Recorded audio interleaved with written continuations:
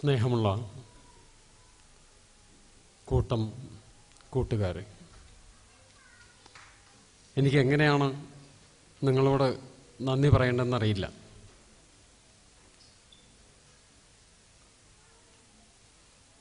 ആദ്യമായിട്ട് എനിക്ക് കുരിപ്പുഴ ശ്രീകുമാർ സാറിനെ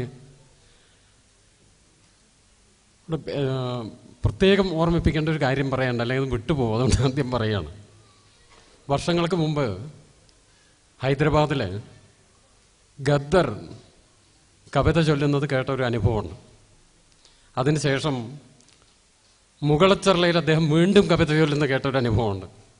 അപ്പോഴൊക്കെ ഞാൻ മനസ്സിൽ ആലോചിക്കാറുള്ളതാണ് കുരിപ്പുഴ ശ്രീകുമാർ സാറിന്. ഇന്ന് കുറച്ചു മുമ്പ് നമ്മളെല്ലാവരെയും ഉൾപ്പെടുത്തിക്കൊണ്ട് അദ്ദേഹം കവിത ചൊല്ലിയപ്പോൾ മലയാളത്തിൻ്റെ ഏറ്റവും ശക്തനായ ഒരു ഗദ്ദർ നമുക്കുണ്ട് എന്ന് എനിക്ക് അഭിമാനത്തോടു കൂടി തന്നെ തോന്നി. അതിന് അദ്ദേഹത്തിനോട് എല്ലാവിധ അഭിനന്ദനങ്ങളും അറിയിച്ചുകൊണ്ട് തുടങ്ങട്ടെ. എൻ്റെ നോവൽ ഏറ്റവും കൂടുതൽ വായിക്കുകയും ചർച്ച ചെയ്യുകയും ഒക്കെ ചെയ്തിട്ടുള്ളത് കേരളത്തിന് പുറത്തുള്ള പല സ്ഥലത്തായിട്ട് ജീവിക്കുന്ന ആളുകൾക്കിടയിലാണെന്നാണ് എനിക്ക് തോന്നുന്നത്. ഇട്ടിക്കോര പ്രസിദ്ധീകരിച്ച് കൊണ്ടിരിക്കുന്ന സമയത്തും അതിന് ശേഷവും പുസ്തകമായി വന്നതിന് ശേഷവുമൊക്കെ ഗൾഫിൽ നിന്നും അതുപോലെ പുറത്തുള്ള മറ്റ് പല സ്ഥലങ്ങളിലുള്ള മലയാളികളുടെ പലരും എന്നെ ഫോണിൽ വിളിച്ച് സംസാരിക്കുമ്പോഴൊക്കെ എനിക്ക് വളരെ അത്ഭുതം തോന്നിയിട്ടുണ്ട്. ഇവരൊക്കെ എൻ്റെ ഒരു കൃതി വായിക്കുക, അതിനെക്കുറിച്ച് വളരെ ആവേശത്തോടു കൂടി സംസാരിക്കുക, അതും എനിക്കൊന്നും ചിന്തിക്കാൻ പറ്റാത്തത്ര സമയത്ത്. ഞാൻ ഒരു റെയിൽവേ ജോലിക്കാരനാണ്. പാലക്കാട് റെയിൽവേ ഡിവിഷനിൽ കൺട്രോളറായിട്ട് ജോലി ചെയ്യുന്ന ഒരു മനുഷ്യനാണ്. എന്നോട് അരമണിക്കൂറൊക്കെ ചിലർ ഇട്ടിക്കോര വായിച്ച് പാരീസിൽ നിന്നും ദുബായിൽ നിന്നും ഒക്കെ ഓരോരുത്തർ സംസാരിക്കുന്നത് കേട്ട് എങ്ങനെയാണ് ഇവർക്ക് ഇത്രയധികമൊക്കെ ഇതിനെപ്പറ്റിയിട്ട് പറയുന്നത്, എന്നോട് തന്നെ തിരിച്ച് അതിനെപ്പറ്റി വിശദീകരിക്കുന്ന വളരെയധികം സംഭവങ്ങളുണ്ട്. അതിൽ പലരുമൊക്കെ ഇവിടെ കൂടെ ഇരിക്കുന്നവർ പോലും ഉണ്ടെന്നാവും. സത്യത്തിൽ ഫ്രാൻസിസ് ഇട്ടിക്കോര എന്ന നോവലിനെ വലിയൊരു വായനയുടെ കൂട്ടായ്മയിലൂടെയാണ് അത് വളർത്തിക്കൊണ്ടുവന്നതും ചർച്ച ചെയ്യപ്പെട്ടതുമൊക്കെ. എനിക്ക് മറ്റെന്തെങ്കിലും ഒരു മേൽവിലാസത്തോടു കൂടി വന്നൊരു നോവലല്ല, ഒരവകാശവാദങ്ങളുമായിട്ട് വന്ന നോവലല്ല. വായനക്കാർ വായിച്ച് ചർച്ച ചെയ്ത് വിജയിപ്പിച്ചെടുത്തൊരു നോവലാണ്. അതാണ് എനിക്ക് ഏറ്റവും അത്ഭുതം തോന്നിയത്.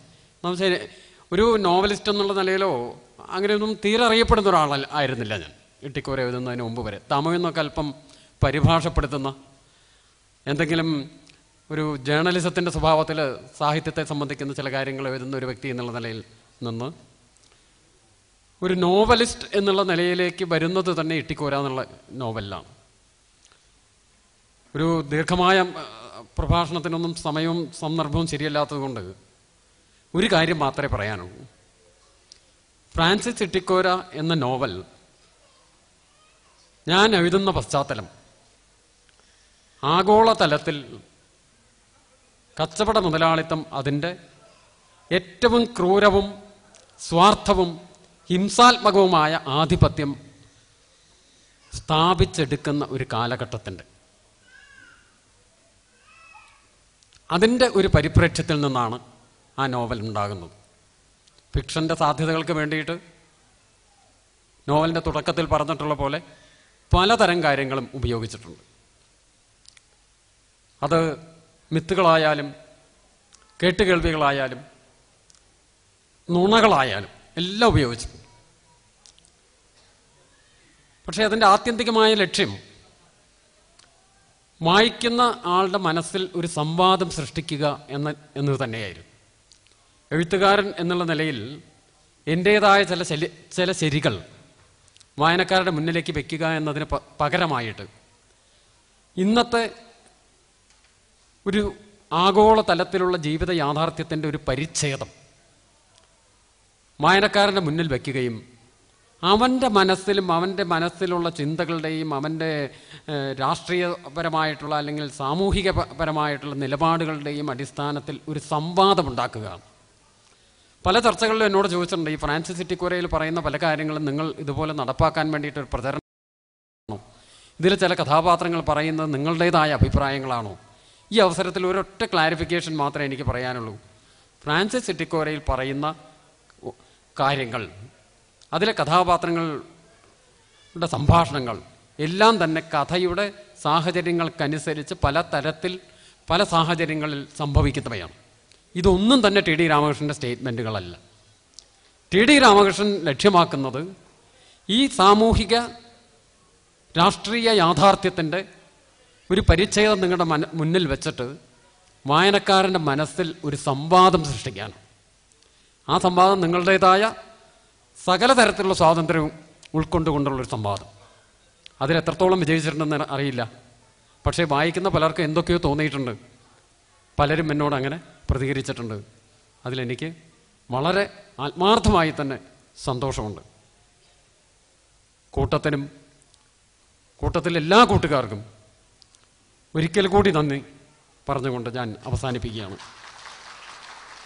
ക്ഷമിക്കണം, ഒരു കാര്യം പറയാൻ വിട്ടുപോയി. ഞാൻ മുമ്പേ പറയണമെന്ന് വിചാരിച്ചിരുന്നൊരു കാര്യമായിരുന്നു. ജ്യോതികുമാർ എന്നെ വിളിച്ച് ഇങ്ങനെ കൂട്ടത്തിൻ്റെ ഇതിലേക്ക് ഷോർട്ട് ലിസ്റ്റ് ചെയ്തിട്ടുണ്ട്, ഇങ്ങനെ കുറച്ച് പേര്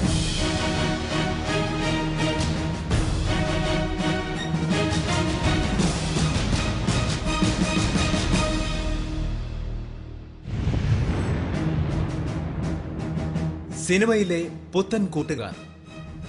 ഈ വിഭാഗത്തിൽ നോമിനേഷൻ കിട്ടിയവർ: വിനീത് ശ്രീനിവാസൻ, മലയാളിയുടെ മനസ്സിൽ മലർവാടി തീർത്ത പാട്ടുകാരൻ. പലവട്ടം കേൾക്കാൻ കൊതിക്കുന്ന പാട്ടുകൾ എഴുതുകയും മധുരമായി പാടുകയും ഒപ്പം മികച്ച അഭിനയം കാഴ്ചവെച്ച് യുവമനസ്സുകളിൽ കൂടുകൂട്ടുകയും ചെയ്ത തിരശീലയിലെ പുതുമുഖ നായകനും സംവിധായകനും. രഞ്ജിത്ത്. സ്കൂൾ ഓഫ് ഡ്രാമ പ്രോഡക്റ്റായ രഞ്ജിത്ത് മലയാള സിനിമയുടെ തിരക്കഥാ ശൈലി തന്നെ മാറ്റിമറിച്ചു.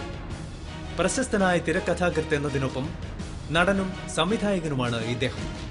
പാലേരി മാണിക്യം, തിരക്കഥ തുടങ്ങിയ സിനിമകളിലൂടെ നല്ല സിനിമകളുടെ വക്താവാണ് താനെന്ന് തെളിയിച്ച രഞ്ജിത്ത് പ്രാഞ്ചിയേട്ടനിലൂടെ പുതിയൊരു ട്രെൻഡ് തന്നെ മലയാളത്തിൽ സൃഷ്ടിക്കുകയും ചെയ്തു. ഡോക്ടർ ബിജുകുമാർ ദാമോദരൻ.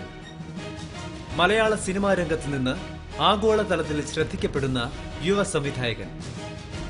ആദ്യ ചിത്രമായ സൈറ കാൻ ഉൾപ്പെടെ 21 അന്തർദേശീയ ചലച്ചിത്രമേളകളിൽ പ്രദർശിപ്പിക്കപ്പെടുകയും പുരസ്കാരങ്ങൾ നേടുകയും ചെയ്തു.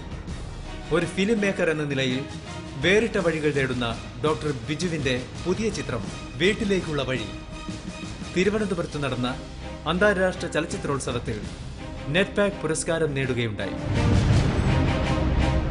ഈ വിഭാഗത്തിൽ നിന്ന് കൂട്ടം സുഹൃത്തുക്കൾ തിരഞ്ഞെടുത്തത് കുമാരി മമത മോഹൻദാസിനെയാണ്. മമത മോഹൻദാസ് മുത്തുമണി കൊഞ്ചൽ പോലെ മലയാളികളുടെ മനസ്സിൽ ഇടം നേടിയ മമത എന്ന അഭിനേത്രി ഗായിക എന്ന നിലയിലും പ്രശസ്തയാണ്. മലയാളം ഉൾപ്പെടെ 5ഓളം ഭാഷകളിൽ തിളങ്ങി നിൽക്കുന്ന മമത 30ഓളം ചിത്രങ്ങളിൽ അഭിനയിച്ചു.